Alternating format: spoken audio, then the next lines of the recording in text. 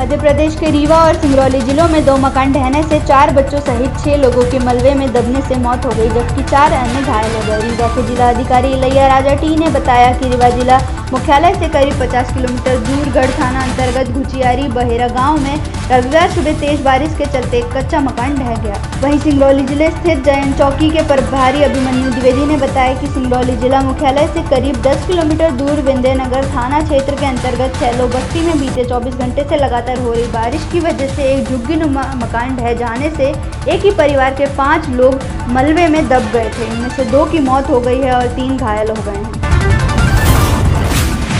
मध्य प्रदेश में भाजपा के एक मंत्री ने महंगाई की समस्या के लिए देश के प्रथम प्रधानमंत्री जवाहरलाल नेहरू और आज़ादी के दिन लाल किले से दिए गए उनके भाषण को जिम्मेदार ठहराया। उन्होंने कहा कि महंगाई की समस्या 1 या 2 दिन में पैदा नहीं हुई, बल्कि अर्थव्यवस्था 15 अगस्त 1947 को लाल किले से जवाहरलाल नेहरू के भाषण की गलतियों के साथ नीचे जाने लगी। सीएम शिवराज सरकार में चिकित्सा शिक्षा मंत्री विश्वास सारंग कांग्रेस की ओर से महंगाई और दूसरे मुद्दों पर किए गए प्रदर्शन को लेकर अपनी प्रतिक्रिया दे रहे थे। सारंग ने भोपाल में पत्रकारों से बात करते हुए कहा कि आज़ादी के बाद भारतीय अर्थव्यवस्था को पंगु बनाकर महंगाई बढ़ाने का श्रेय यदि किसी को जाता है तो वह नेहरू परिवार। देश भर में एंटीबॉडी का पता लगाने के लिए सीरो सर्वे किया जा रहा है। वहीं अब मध्य प्रदेश के इंदौर में एंटीबॉडी का पता लगाने के लिए दोबारा सीरो सर्वे होगा। अब की बार सीरो सर्वे में सिर्फ 18 साल से कम आयु के बच्चों को शामिल किया जाएगा।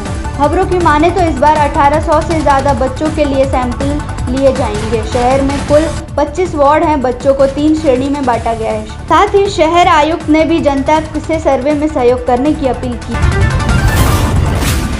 मध्य प्रदेश में शराब से मौत होने पर आरोपी को अब उम्र कैद की सजा होगी। शिवराज कैबिनेट में आबकारी एक्ट के संशोधन प्रस्ताव को मंजूरी दे दी है। जहरीली शराब से मौत होने जैसे गंभीर मामलों में मौत की सजा का प्रावधान को भी जोड़ा गया। इतना ही नहीं, अवैध शराब पकड़ने के दौरान यदि किसी ने बाधा डाली तो बिना वारंट के गिरफ्तारी का अधिकार आबकारी अफसरों को होगा। सरकार के प्रवक्ता एवं गृह मंत्री डॉक्टर नरोत्तम मिश्रा ने कैबिनेट की बैठक में हुए फैसले की जानकारी देते हुए बताया कि वाणिज्यिक कर विभाग के आबकारी अधिनियम 2021 को मंजूरी दे दी गई है, जिसमें शराब की हेरिटेज श्रेणी को जोड़ा गया है, जिसके मुताबिक शराब से मौत होने पर आरोपी को उम्र कैद की सजा का प्रावधान किया गया है। यदि गंभीर मामले सामने आते हैं तो आरोपी को मौत की सजा देने का प्रावधान जोड़ा गया है। ऐसे मामलों में अभी 5 से 10 साल तक की सजा होती है। इसी तरह अधिकतम 10 लाख रुपए तक के जुर्माने को 20 लाख किया गया है। भारत मौसम विज्ञान विभाग ने शनिवार को मध्य प्रदेश के 22 जिलों के लिए क्रमशः अत्यधिक बारिश के लिए रेड और ऑरेंज अलर्ट जारी किया है। भारत मौसम विभाग के भोपाल केंद्र के वरिष्ठ मौसम विज्ञानी पीके साहा ने कहा है कि यह अलर्ट रविवार सुबह तक के लिए है। सतना, गुना, श्योपुर, छतरपुर और टीकमगढ़ में अलग अलग स्थानों के लिए भारी से बहुत भारी और अत्यधिक भारी वर्षा के लिए रेड अलर्ट जारी किया गया है। इनमें से अधिकांश जिले उत्तर मध्य प्रदेश में उत्तर प्रदेश के दक्षिणी भाग की सीमा के साथ स्थित हैं। एमपी में सिनेमा घर मल्टीप्लेक्स 20 दिन पहले 15 जुलाई को ही अनलॉक हो चुके हैं, लेकिन भोपाल समेत प्रदेश के कई जिलों में सिनेमा घरों से फिल्मी इंटरवल खत्म नहीं हो रहा है।